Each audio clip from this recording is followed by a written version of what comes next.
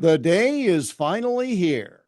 I'm Jeff Stein with today's Iowa Politics Report. Well, this was a long time coming. Election Day 2024. Raise your hand if you're more than ready for it to be over. That's what I thought. Me too. I'm beginning this day the way I have begun every election day save one since I've been old enough to vote. Namely, I'm going to my polling place and casting my ballot in person. The one time I did not was in 1984, the first presidential election I was old enough to vote in. I was in college in Iowa City and wanted to vote at home where I knew the candidates and felt like I could make a difference, as opposed to the People's Republic of Johnson County. So I made application and was approved with good cause as a college student to get a paper ballot in advance. It was a huge thing, and I sat on the floor of the living room in my family's house with this paper spread out on the floor and made X's in the corresponding boxes.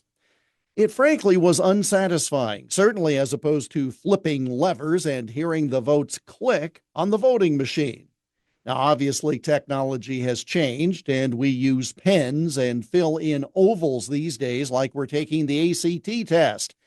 But I still far prefer voting in person on Election Day. It's a chance to go to the community building in the closest town, see neighbors and other folks we don't see, well, really except at this time every 2 years, and to get and wear with pride an I voted sticker. Now, I'm recording this commentary yesterday and will have spent last night looking at the sample ballot I downloaded from the county auditor's website, deciding who gets my vote.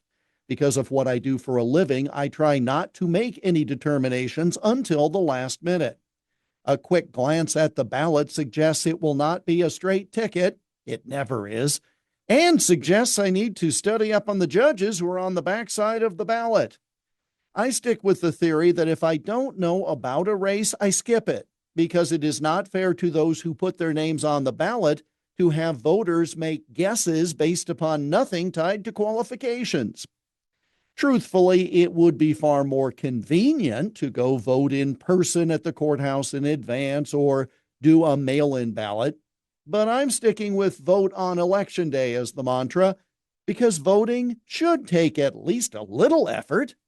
Too often it is taken for granted or as an afterthought.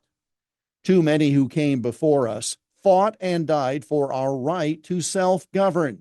Seems like the least I can do is to show up and take the process seriously. Regardless, I hope you will honor Election Day in your own way, either today or in the past 3 weeks, by casting an informed vote. We have problems, folks, and they need to be fixed. We, the voters, are the only ones who can start that change. And that's the Iowa Politics Report for Tuesday, November 5 on Twitter, Instagram, Getter, Threads, and Truth Social at Iowa Politics. I'm Jeff Stein on News Talk 1540 KXEL.